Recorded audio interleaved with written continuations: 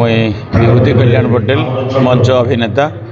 आज आम विशिष्ट कंठशिल्पी ह्यूमान सागर अवर्तमान तांकर दशह दिन आम गोटे श्रद्धांजलि सभा इन आयोजन कराई। इन कुचिंडा उपखंडर मंच कलाकार, खोला मंच कलाकार, कीर्तन कलाकार, गायक कलाकार एवं विभिन्न अनुष्ठान सहित जड़ित होता कलाकार मैंने समस्ते मिलित भाव में तांकर अवर्तमान रे श्रद्धांजलि ज्ञापन करुचु। जोहार, जय माँ समले। मैं एक्टर संजय कुमार।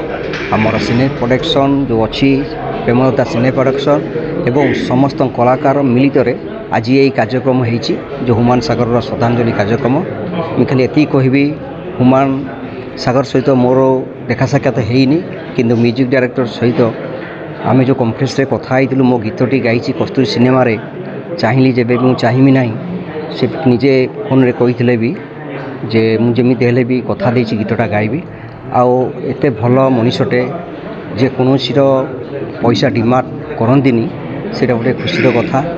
एमती कलाकार को आम हरईकरी आज सारा ओडिशा कांदुची, समस्ते दुखित। आज ए भावपूर्ण श्रद्धांजलि कार्यक्रम रे समस्ते कलाकार एवं मीडिया भाई समस्ते सहयोग कर अशेष अशेष धन्यवाद।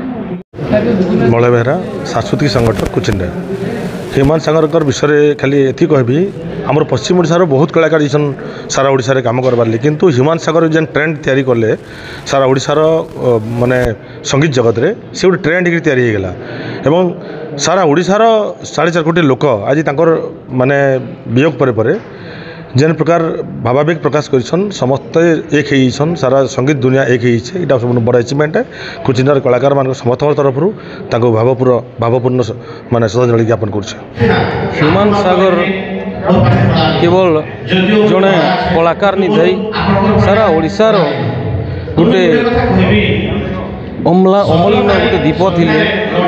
संगीत क्षेत्र में बहुत कम वर्ष रे बहुत ऊर्ध्व के जाइए किंतु दुखर कथा जे 35 वर्ष बयस रे तांकर ई प्रकार गोटे निधन हो आमे माने समस्ते तांकर इने